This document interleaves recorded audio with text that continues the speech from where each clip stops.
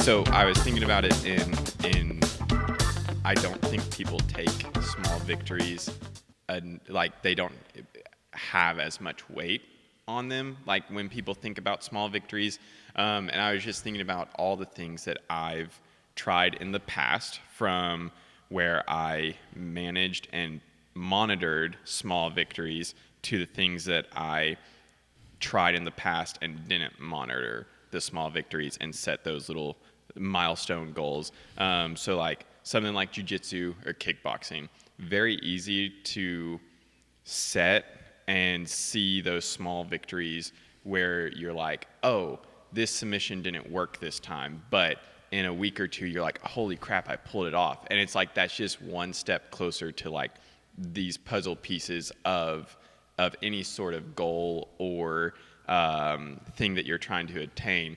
But then I think about like something like whenever I tried to start playing guitar, the mindset was completely different. I was like, okay, I just need to learn a song to get better at it. And I wasn't learning any songs, and I was focusing so much on the big picture and end goal of it, where I dropped it within a month because I'm like, I'm not getting any better. So it's like the power of these small goals or victories or anything like that is what fuels you to be able to continue and actually reach that end goal. If you're only focused on the big goals and you don't take time to just enjoy the small wins, you are never happy because you're not to that place yet. And if you think about it, whether it's a diet or sports related or lifting related, you only have to win the day. Like you have no control about what's going to happen in 2 weeks, 3 weeks. All you can control is what you're doing right now. Right. And so if it's a diet, you're like, I just have to stick to my protocol today and do the best I can today. Or if it's sports, I'm going to train as hard as I possibly can to perfect my craft today. Yeah. Well, I think it's also just like being able to come in and instead of coming in and being like, man, my goal is 2 years away that I'm trying to accomplish. Like that freaking sucks. Like why would I even like work on that? If you're coming in and like say it is lifting related or we'll just say lifting related. Like if you come in and train hard that day and you felt a little bit better and did a little bit more reps, did a little bit more weight, that's a huge goal. Like that, like you trained harder than last time and are one step closer to your goal. You're like something just clicked and you're like, wow, okay, that was a great training session. Now I'm going to feed that into the next training session. But it's like if you're coming in and you're like, yeah, I hit some heavier weight or I did some more reps, but man, I'm still just not even close to what I want to be at. That's such a backwards way of thinking, because every time in the gym is a progress being made. You just set the standard of that progress. Yeah. I think this year I have kind of set on this, it's called the Serenity Prayer. So it says, Lord, grant me the serenity to accept the things I cannot change, the courage to change the things I can, and the wisdom to know the difference. And so if you understand that there are uncontrollables, like you can't control like if you're going to get that PR. Right. Essentially, all you can control is your effort. And if you're outcome based, you're like, I have to get this PR or I'm going to be let down. It's like, then you let that affect your emotion, your well-being. But if you're like, all I can do is come in here and put the best I have today, like that is a win. If you set it as like, what is your win? Like you have to define the win. It's like, it can't be, well, I have to, if it's like kickboxing or jiu-jitsu, I have to KO everyone in that phase or I have to submit them all. It's like, you can't control how good they are or what they do. All you can control is how much effort you put in and how, like, if you're putting your best foot forward. Right. And sometimes it's like, there's so many factors, like what, if it's lifting, it's like, did you eat? Like, did you sleep well? Like all these things. Sometimes like you're just beat up and you're not going to PR. But if you just came in and just gave it all you had, like and truly didn't hold back, it's like you can't be disappointed that you didn't get a PR Right. just because there's some other uncontrollable factors. Yeah. Well, the other thing that goes into that is like you don't know what next week is going to be like. You might have a terrible training session one week, and then the next week something just clicks, and you like had a 10 or 20 pound PR in a sense because you're like, whoa, what just happened? So it's like you can only control what's in the present because you have no control on the outside factors that go into just life, that go into anything that is unexpected that happens that can affect any sort of progress. And so it's like these small goals and setting them in a way of attaining, set a standard of one, you feel accomplished after each thing, and two, you don't get bogged down on the overall picture. It's like kind of that guitar analogy. It's like I didn't even learn a chord. I was like, I'm gonna learn a whole song. It's like, yeah, no crap, I'm not gonna freaking enjoy guitar because I'm trying to learn a whole song without even knowing chords. Right. If I would have just taken the time of like every day just trying to learn one new chord, two new chords, and then let that stack over time, now I have a song that I can actually play. It's the same thing with lifting, with life, with finances. These goals that you set the standard of the goal, you just have to be realistic with it as well. I think that that's kind of hitting on a key principle of being good at anything. Mm-hmm. It's like have the discipline to do the boring small things really well, and that's how you get good at it. If it's guitar, it's learning scales and chords and just practice them. You don't need to learn a song. You just need to learn the scales and the chords and practice them until you don't ever want to hear them again because you're so sick of them. Right. It's like that's how you get good. Yeah. It's like how do you get good at lifting? You do the same movement over and over and over and over and over and over. Yeah. It's like how do you like lose weight? You eat the same boring foods. You keep it simple. You stay in a deficit. And then same thing with like if you do it on martial arts, you're like, you know how many times I've hit a high crotch? Like I can't tell you how many thousands of times I've taken the same shot in practice. It's the same thing with kickboxing of like just throwing a jab a million times at a punching bag or a mitt. It's There's like, no miracle combo. It's those the simple works. And it's like be good at the fundamentals. And same thing with finances. Say you have to spend less than you earn and put money back. There's no magic to it. The magic is in the discipline. Right. Because when the pressure is on in something of either you're down about whatever's happened with maybe not hitting a certain number on the scale, PR, anything like that, when the pressure is on, those basic things is what keeps pushing you through the next, and those simple things that you did in the beginning is what you rely back on to then further that progress. Right. Yeah. Like people always are looking through the internet, asking the people who are good at stuff, like, what's the secret? How do you like get great at things? Yeah. And they never like the answer because the answer is boring. Yes. The answer is I do like the boring things every single day. Yeah. And people don't like that answer. And so they're looking for this quick fix, this easy pill to take that's going to get them to where they want to go, whether it's like finances, fitness, health, like career goals, any of these things. It's like you don't build a business by doing some magic whatever guru stuff. It's doing the small things, taking care of your customers extremely well every single day, and delivering a top product in for a long period of time, and then it builds. It's like the same thing with fitness. It's like you're not going to look like C-Bum in a year. Right. You're probably not going to, you won't look like him ever, but you're not going to even get to the best version of you in like a year. It's like, this thing takes time. Well, I think that's a really good point too in setting goals and small goals and everything like that, is also understanding what's realistic for you. Like if your goal is to look like C-Bum, okay, we got to take a step back and adjust where we're going. Not to say that like you couldn't ever not look like it, but also like you got to set the standard of like, one, he's been lifting for 10 plus years around in there, and you're just now starting. We're not going to see that progress in a year. And that comparison is not a good way to set a goal. Yeah, exactly. And that's not a good way to set the goal as well. So it's like, okay, well, let's take a step back and instead let's set I'm going to lose 15 pounds this month, or even 10 pounds. Set it even smaller. I think I like setting high expectations, but you have to set realistic high expectations. Because, like, say 15 pounds in a month, that is attainable, but it's a tougher thing to do. So let's set that expectation 15. But if we lose 10, that's a huge win. Right. So it's like set high goals, but also realistic along with it.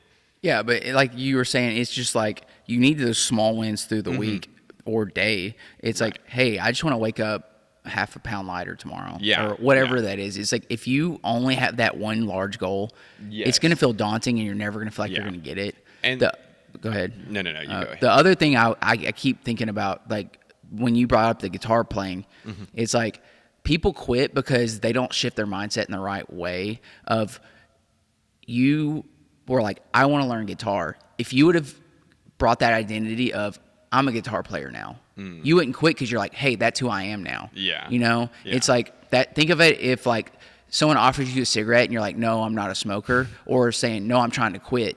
The person who's trying to quit is a lot more likely to give in versus if they would have just shifted their mindset and said, no, I'm not a smoker. Yeah. It's like, that's a completely different thing. It's Right. like when you bring on that identity of what you're becoming, it's a lot easier to stick to it. You don't quit because it's who you are now. Right. That that actually kind of led into one of my points too, is being okay with humbling yourself, of knowing that you weren't doing it right the first time. It's like humble yourself to like realign your goals. So take a step back, be okay with saying, yeah, I didn't do that right. And then realign yourself with the goals of either mind shift in that identity of, yes, I'm quitting smoking instead of, or however. No, I'm not a smoker. I'm not a smoker. Yeah. Aligning those mindsets to that, and that will help as well. Because like, I think people want to prove themselves so much, which is a good thing. It's a good drive to have, but that also can skew your mindset so much that you start believing in it so much that you also then create this reality of you'll never obtain it as well. Right. And so it's like, humble yourself, take a step back, realign your goals. It's okay if like you veered from the path. That's going to happen. That's life. But if you can either take that right turn into getting back on track, or being like, I got to go back the other way and restart. Yeah. That's okay. Like, yeah. I think, and like you said, prove yourself. Like, who are you trying to prove yourself to? It's like, if you're trying to prove it to yourself that you can do something, like that's fine. But if you're trying to prove yourself, like, if once I get this accomplishment, then everybody's going to believe in me. It's like, no, they won't. Or if they do, who cares? Like, why does their approval affect your life so much? It's like, just do whatever you're going to do for your own, like, you want to be a contributing person in society, and you want to be the best version of you as you can, but it's not based off the opinions of others. Yes. And the other thing is, we talked about how big, like how your goals might be too big. Alex Ramosi has a really good quote of like, your goals aren't too big, your timelines are too short. And that's a good way to put it. Yeah. And it's like, you might have the unrealistic goal of like, I want to look like C-Bum, but you might have like, I want to build $1 million business. And if you want to build $1 million business, but you're like, your timeline's in 2 years, that might be unrealistic. But if your timeline is in 10 years, you might can do that. Yeah. And it's some people just, their expectation of how long it's going to take to obtain that goal is too short. Yeah. And you have to be in it for the long haul. Right. If you're like, well, I didn't build a $1 million business in 2 years, so I'm just going to quit. Versus you're like, I'm a business owner, I'm doing this no matter what. Yeah. Like, well, it doesn't matter, because I'm like, I'm not quitting because I'm in this for the long run. Yeah. If I don't ever hit that $1 million, then I don't. Yeah. But I'm still gonna keep doing what I'm doing. Yeah. And it goes back to like the I didn't hit $1 million, so I'm gonna quit. But well, did you hit 60? or like 600,000, Yeah. it's like, dude, that's a huge It's like I accomplishment. made 800,000, but I didn't hit a million. Yeah, so so I'm a just gonna failure. I'm gonna give up. It's like, no, you hit a huge milestone. It's just the goal might just be a little bit longer down the road. Still continue with these small goals that you did Right. set, and then in 2-3 years, boom, you're at Yeah. a million because you already have some sort of portfolio of success. You already have some sort of mind business sense Yeah. in that way. So it's like the end goal isn't exactly everything. Right. It's the learning, it's the process, and it's the standard that you set and kept going. Even though you had this high expectation, that's great. Reach for the stars, but don't be sad if you fall a little bit short because the goal's not done yet. Right. And if you just completely flop, at least you know which road not to take now. Yeah, yeah. It's like you have, like, you also learn from failure. And so the next time you try, it's like if you have a business that flops, like, you're not a failure. You get No. to start from a better starting point now because you've learned all these things Yeah. over the X amount of years. Yeah. So it's like now that learning curve is much shorter, and so it's going to be exponentially easier each time you have to do something. Unless you don't learn, if you don't want to just keep restarting the same exact way, but Right. obviously, like, if you apply what you learned, it's Yeah. like you're not failing. Yeah, realistically, failure I don't think is a real thing. In a sense, it's like it's really just a new starting point because Right. you like you said, you've learned. There's a new learning curve to it, and yeah, it just goes into being smart enough to owning up to maybe things you did wrong or anything like that. Right. But failure is not real. I think the important thing to point out here is there's a difference in, like, oh, this didn't work, I failed, so I'm going to keep trying to do it the same exact way. Yeah. Like, that is just, like, Now, that might that's be- insane. Yeah. You're like, man, I didn't lose weight when I did this, so I'm going to run that same diet back Yeah. and see if it works Yeah. this time. Yeah. It's like, don't keep running the same thing over and over and expecting a different result. Yeah. But if you apply what did not work correctly into your next starting point, Yeah.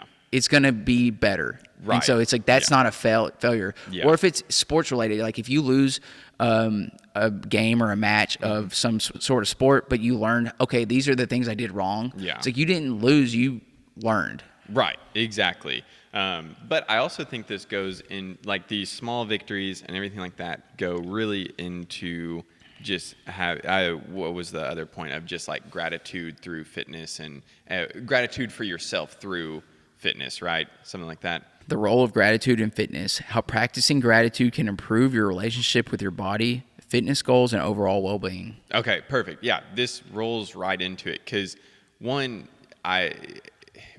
me personally, I'm super hard on myself. So like if I do have a really bad training session, I hold myself to this like such high standard that if it's not done perfect, it's a wasted training session, which isn't necessarily true. It's like you're going to have bad training sessions. One thing I've really started to do and try and be way more intentful with my clients is some sort of gratitude at the end of a set, like a knuckle bump, a slap on the back, a high five. Like those things get so well ingrained into your head that whenever, even if it's a bad training session, if you had one good set, we're gonna like celebrate that set. And then if we are having to coach through some things, okay, cool. But as soon as you implement it, boom, that's gratification. You're getting some sort of recognition for that set because you killed it. So it's like those small little things really build up, and you can see it grow in yourself, in your clients, everything like that. Yeah. I think we also just take for granted, like, just life, like, in general, or like or the ability to even like participate in fitness or in whatever those activities are. So like when I got sick last year for like 2 months, I couldn't work out. I like literally just get walking around the house like Yeah. I feel like I was going to pass out. So now when I get to work out or I get to go train jiu-jitsu, I don't even care if I like perform at my best. I'm just really like, I'm thankful that I even have the capacity to even do it. Yeah. It's like we really take for granted just the ability, you know? And so like sometimes it's not even about performing at your best. It's just like, oh, I get to do this now. Right. It's like, it's a privilege to be able to come in and work out and take care of your body. Some people don't have that capacity or that ability, or they've like let themselves to get to this place with their health that they literally don't have the capacity anymore. Yeah. Dude, this That fly freaking is crazy. fly. And so it's like, with me and Chrissy, we've been working on, like, every time we eat, we say a prayer with Willow, because she's like, she tells us, actually, she's like, pray. So we have to pray now. But really it's super short and simple, but it's like, thank you for our day and providing every single day. Yeah. And if you stay in that mindset of gratitude with anything in life, it's like, you get to be a trainer. You get to serve these people. You get to work out and take care of yourself and lift weights at this capacity, instead of like, man, I have to go to work, or I have to work out today. Yes. It's like, it's not about having to. It's like, you do this because you're contributing to society. You're doing something that matters. Yeah. And it's like, taking care of yourself matters, because you're staying healthy for your family, for the people around you. So you can also, like, if you're not taking care of yourself, you can't serve your clients well. Right. And if you're not doing these things for yourself, you're not being the best you can be. That's such a good point of like the mindset of getting to do something. That's one thing I tell a lot of people is, if they're not feeling it that day or anything like that, it's like, one, it's 30 minutes. Talk about a small goal there, like 30-minute or 45-minute workout. That's a fraction of like what's actually going on in the day. That's something that you get to come in and do for yourself, and you get to enjoy it. You get to feel great afterwards. And so it's like, that's a small victory in itself. That's very like great gratitude for you, for the trainer that's cheering you on through that and helping you through that process as well. So it's like, make time for yourself and be happy for that time. I swear, I'm trying to make a great point in this. I was trying not to laugh. Man.